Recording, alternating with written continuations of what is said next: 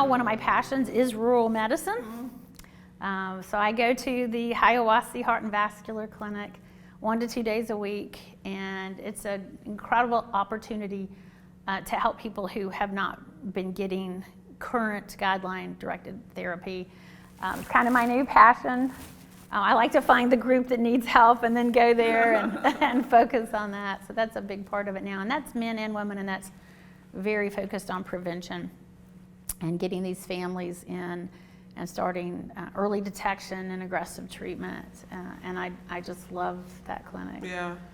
You know, I think just listening to what you said, for me, it drives home the point that we have to get out of where we are and go out into the communities, right? Again, we saw what happened during the pandemic where people weren't able to get care, and you going out into a rural community and providing cardiovascular care where patients weren't getting guideline-directed medical therapy. They may not have been offered the latest therapies when it comes to heart failure or advanced heart failure therapies that they may have needed, or even the latest medications to treat cholesterol, right? There are so many new medications that are available now, injectables that can be used only twice a year, that some patients who are outside of a metropolitan area may never even heard of. And not just them, but even their clinicians may not be comfortable or very familiar with it. So I think that's one of the things that sort of I take away from that story. I also think that it worries me about the upcoming physician shortage. I think I saw from the AAMC that by 2034 there can be up to 124,000 physicians missing from the healthcare industry. And what are we going to do then, right? We're already trying to encourage women to get into medicine, certainly trying to also encourage more minorities to get into medicine, but now we're going to have this backlog where we're not going to have enough physicians. What's going to be the impact on the healthcare industry as well as to our patients? So I think that's why it's so important now to start thinking beyond the silos that we're in, and that's the beauty of Emory, is that we have clinics in different communities, and we're able to collaborate when it comes to specialties, providing specialty care, whether it's a heart failure clinic or electrophysiology clinic.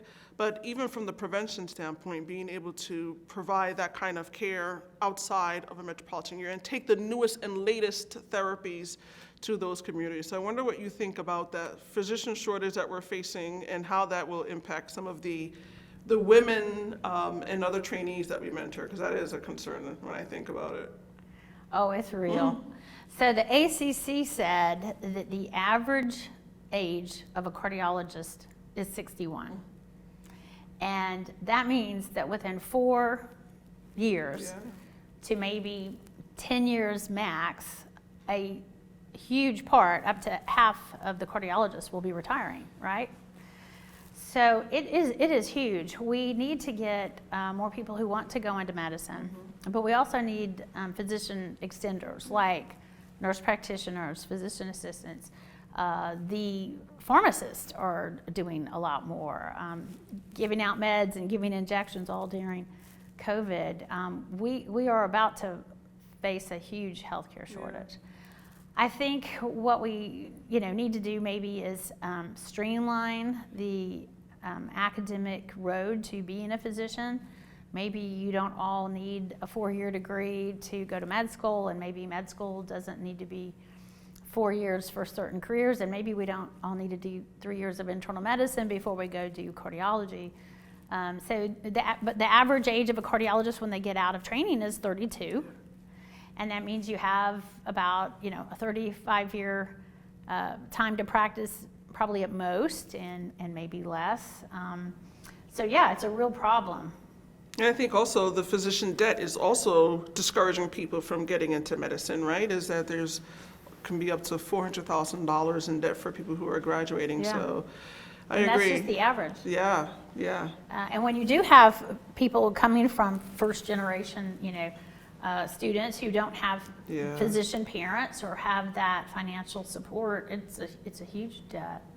I think you still have to find people who have a passion for medicine. It's not an easy job. And it was really exhausting during COVID, and even now trying to catch up from COVID. I would rather have a physician who doesn't want to do anything but be in medicine than just try to recruit people because we have a numbers problem.